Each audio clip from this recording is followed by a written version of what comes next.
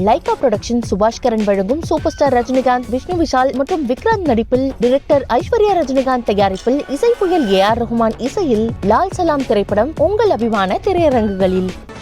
Some serious global crisis. There are stark stories of how when you have a crisis. மத்திய நிதியமைச்சர் நிர்மலா சீதாராமன் கடந்த 10 ஆண்டுகளில் India எந்த அளவுக்கு வளர்ந்திருக்கிறது என்பது குறித்து வெள்ளை அறிக்கை ஒன்றை வெளியிட்டிருந்தார். அதன் மீது தற்பொழுது விவாதம் நடைபெற்றுக் கொண்டிருக்கிறது. போராடி பொருளாதாரத்தை மீட்டிருக்கிறோம் என்று தன்னுடைய வாதத்தை அவர் முன்வைத்திருக்கிறார் மக்களவையில். और उसका नतीजा क्या हुआ वो भी मैं बोलना चाहता हूं. सर, यूपीए गवर्नमेंट ने कोल स्कैम के द्वारा भारत देश का भयंकर नुकसान किया. भयंकर नुकसान, आमतौर का नुकसान नहीं है, हल्का फुल्का नहीं. इसको सुप्रीम कोर्ट ने उनके स्टेटमेंट में ये कहा, allocation method itself was wrongly set up, illegal backdoor route के द्वारा हुआ है, और I am quoting now, the hands of private companies for commercial use was seen in it. Commercial use unquote, क्योंकि पीछे के दरवाजा से प्राइवेट कंपनीज को बेनिफिट दिलाने के लिए, और मैं इसमें सुप्रीम कोर्ट के विषय नहीं, मैं इसमें जोड़ रही हूं, मीडिया के रिपोर्ट के मुताबिक जोड़ रही हूं. उसमें गुटखा कंपनी को, गुटखा तैयार करने वाले को भी कोल माइनिंग में इन्होंने लाइसेंस दिलवाए. इतना गंभीर काम किया है. और CAG के रिपोर्ट में सर, CAG के रिपोर्ट में यह बोला गया कोल स्कैम के ऊपर 1.86 लाख करोड़ का भारत के लिए नुकसान पहुंचाया. 1.86 लाख करोड़ का नुकसान इनके कोल स्कैम के वजह से भारत देश ने भुगतना पड़ा.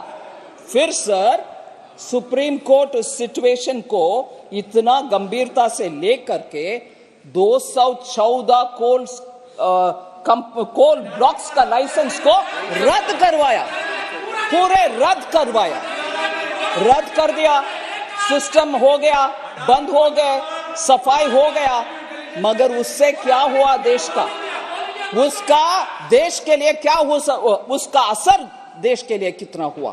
आज उसके असेसमेंट देख लीजिए सर. जॉब लॉस हुआ, इन्वेस्टमेंट नहीं आया इस देश में, उसके कारण एंसिलरी इंडस्ट्रीज जो MSME, छोटे उद्योग, लघु उद्योग, वो पूरे ठप पड़ा.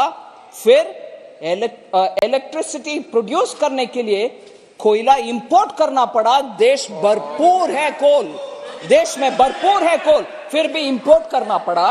फिर इलेक्ट्रिसिटी प्रोडक्शन पूरे के पूरे बंद हो गया था. और आपको भी याद होगा माननीय स्पीकर सर, आपको भी याद होगा स्पीकर सर, उस जमाने के पत्रकार लोग कितने लिखते थे. थर्मल कोल प्लांट में 3 दिन का स्टॉक है कोल, 4 दिन 4th डे कोल नहीं है, कैसे प्रोड्यूस करेंगे, तब तक आएगा स्टॉक, नहीं आएगा. ऐसे टेंशन में पावर प्लांट्स चलते थे उस जमाने में. स्टॉक नहीं है, कोल नहीं आ रहा, बंद हो गया. 214 कोल ब्लॉक्स का लाइसेंस कैसे चलाएंगे देश. और उसका नतीजा देख लीजिए, loss in revenue for coal producing states. आज मगरमच्छी का आंसू, क्रोकोडाइल टीयर्स चला रहे हैं. कोल प्रोड्यूसिंग स्टेट्स कहां है सर? पूरे ईस्टर्न बाग में, पूर्वी बाग में है. झारखंड हो, छत्तीसगढ़ हो, इन सभी स्टेट्स का रेवेन्यू लॉस हुआ. इनका जिम्मेदारी उसमें कुछ है या नहीं? उसके लिए क्या काम किया? वेरस माननीय प्रधानमंत्री जी उधर पाइपलाइन गैस के कनेक्शन दिया, बरौनी रिफाइनरी पुनर्निर्माण किया. ये सब काम हम कर रहे हैं, मगर ये तो सत्यानाश करके गए. और सर हमने क्या करेक्टिव मेजर्स किया? हमारे करेक्टिव मेजर्स क्या है, ट्रांसपेरेंट तरीके से हम क्या कर रहे हैं। Coal mine special provision act pass करवाया 2015 में। MMDR अमेंडमेंट एक्ट 2015 में डिस्ट्रिक्ट मिनरल फंड भी एस्टैब्लिश हुआ और 100% FDI ओपन करके इन्वेस्टमेंट ऑटोमेटिक रूट में आने के लिए अब हर फैसिलिटेशन किया, जिससे इन्वेस्टमेंट आ रही है। फिर सर कमर्शियल कोल माइनिंग, क्योंकि भारत देश आत्मनिर्भर रहना है, इसीलिए कोल माइनिंग कमर्शियली करने के लिए ओपन पॉलिसी के द्वारा करवाया और 9 ट्रांचेस सर, 9 ट्रांचेस उस पॉलिसी के तहत ऑक्शन में 2020 से 9 ट्रांचेस 9 बार ऑक्शन में कोल ब्लॉक्स का अलोकेशन हुआ, ना कि पीछे के दरवाजे से मेरा भाई, मेरा भतीजा, मेरा बहन, मेरा फैलना को नहीं दिया। सर आज ये हमको क्रोनी कैपिटलिज्म पे ज्ञान देते हैं, क्रोनी कैपिटलिज्म के ऊपर ये ज्ञान देते हैं। हमें ये भी सोचना चाहिए सर, आपने कोयला को राख बनाया, जो कोयला भारत देश में है उसको राख बनाया। हमने अपने नीतियों के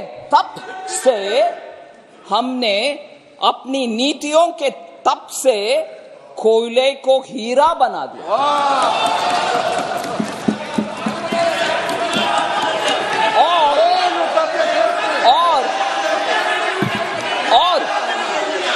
और आज वही हीरा, आज सर वो सुनना चाहिए सर, थोड़ा सुनना चाहिए। सुनिए, मैं इंग्लिश में भी बोल रही हूँ, हिंदी में भी बोल रही हूँ। सुनिए, वो आपको अच्छा होगा। सुनिए, मेरा हिंदी भी एंटरटेनिंग है, थोड़ा सुनो। मेरा हिंदी भी थोड़ा एंटरटेनिंग है, हल्का सा ब्रेक भी लो। सर आज वही हीरा जो कोयला से, हमारे तप से वही हीरा जो हुआ है कोयला से, आज वही हीरा खनिज क्षेत्र में डिस्ट्रिक्ट मिनरल फाउंडेशन के रूप में अपनी चमक फैला रहा है। डिस्ट्रिक्ट मिनरल फंड का कहानी मैं बोलने वाली हूं सर। डिस्ट्रिक्ट मिनरल फंड जो हमारे कानून से एस्टैब्लिश हुआ और पहले कोई सोचा नहीं था उसके ऊपर। डिस्ट्रिक्ट मिनरल फंड से 84,900 करोड़ कलेक्शन हुआ है सभी स्टेट्स में, केंद्र सरकार का नहीं, सभी स्टेट्स में। डिस्ट्रिक्ट में रहता है वो, और उसके कारण बहुत सारे एस्पिरेशनल डिस्ट्रिक्ट्स भी और ब्लॉक्स भी उसके कारण आज बेहतरी और बेटर टाइम्स देख रहे हैं। डिस्ट्रिक्ट मिनरल फंड का कलेक्शन का जानकारी मैं देना चाहती हूं सर, क्योंकि हमारे सरकार के द्वारा हुआ है वो पब्लिक के लिए हुआ, आम जनता के लिए हुआ, आदिवासी वनवासी क्षेत्र में हुआ, उस जनता को उससे फायदा हो रही है, इसीलिए मैं बोल रही हूं। छत्तीसगढ़ में 12,000 crore DMF district mineral fund का कलेक्शन हुआ है। झारखंड में 11,600 करोड़ का कलेक्शन हुआ है। कर्नाटका में जहां पैसा नहीं जाता है हमारे यहां से, कर्नाटका में 4,467 करोड़ कलेक्शन हुआ है। ओडिशा में 24,600 करोड़ का कलेक्शन हुआ है। राजस्थान में 8,730 करोड़ का कलेक्शन हुआ है। और मेघालय जैसे नॉर्थ ईस्टर्न स्टेट में 90 करोड़ का कलेक्शन भी हुआ है। सर माइक अभी ठीक है। डिस्ट्रिक्ट मिनरल फंड का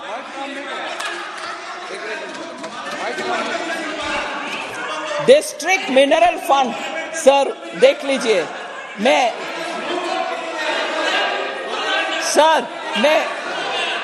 खुशी से बोल रही हूँ सर, मैं आनंद से एक विषय बोलती हूँ। चालू हो गया। माननीय सदस्यगण, आपके माननीय सदस्य और आपके कई माननीय सदस्य इस पे विचार रखेंगे। माननीय वित्त मंत्री जी अपना विचार रखें, आप अपना विचार रखें, देश तय करेगा माननीय वित्त मंत्री जी। Thank you sir.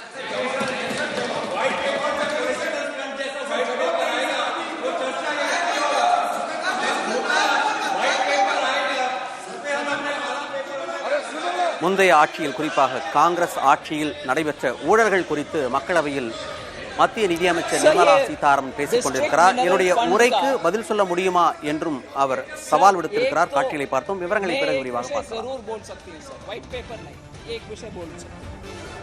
कभी भी कांग्रेस विपक्ष में जब बैठे हैं, லைகா புரொடக்ஷன் சுபாஷ்கரன் வழங்கும் சூப்பர் ஸ்டார் ரஜினிகாந்த், விஷ்ணு விஷால் மற்றும் விக்ராந்த் நடிப்பில், டைரக்டர் ஐஸ்வர்யா ரஜினிகாந்த் தயாரிப்பில், இசை புயல் ஏஆர் ரஹ்மான் இசையில் லால் சலாம் திரைப்படம் உங்கள் அபிமான திரையரங்குகளில்